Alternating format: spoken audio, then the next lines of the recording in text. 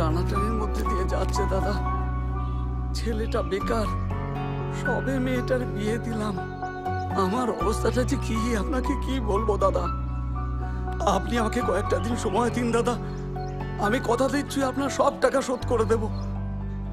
ও বললো আর তুমি ছেড়ে দিলে? তোমাদের তো আগেই বলেছিলাম এখানে নরমভাবে কাজ করলে হবে না, শক্তভাবে কাজ করতে হবে। রাবিশ কথাকার। ফোনটা ধরো।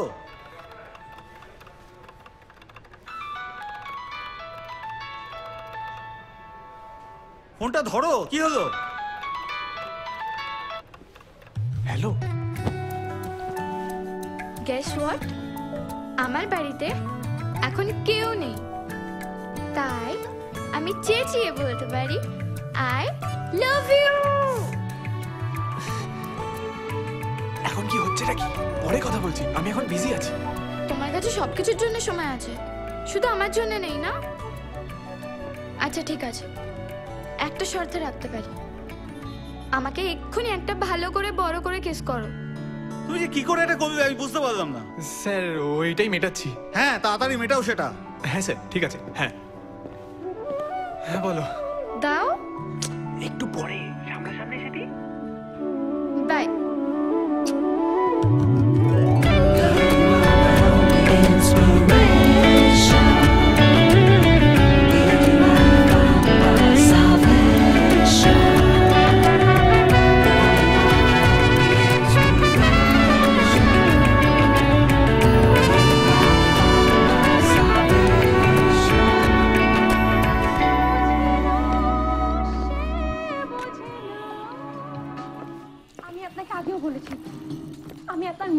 সারাক্ষণ সিরিয়াল দেখা বলো তো। কথা বলতে চাই না।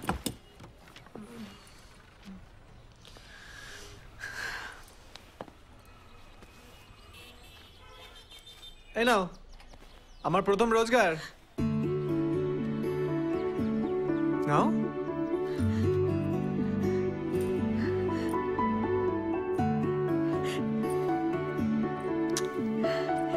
আজকের মতো খুশি আমি আগে কখনো হয়নি রে। তুই যা, টাকাটা বাবাকে দিয়ে যা। যা। আমি তোমাকেই দেবো।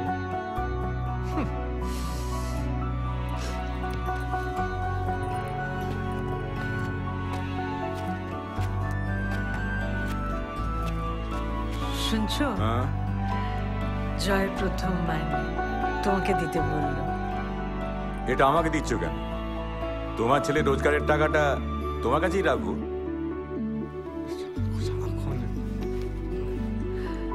মা আমি হাত মুখ ধুতে যাচ্ছি, আমাকে কিছু খেতে দাও।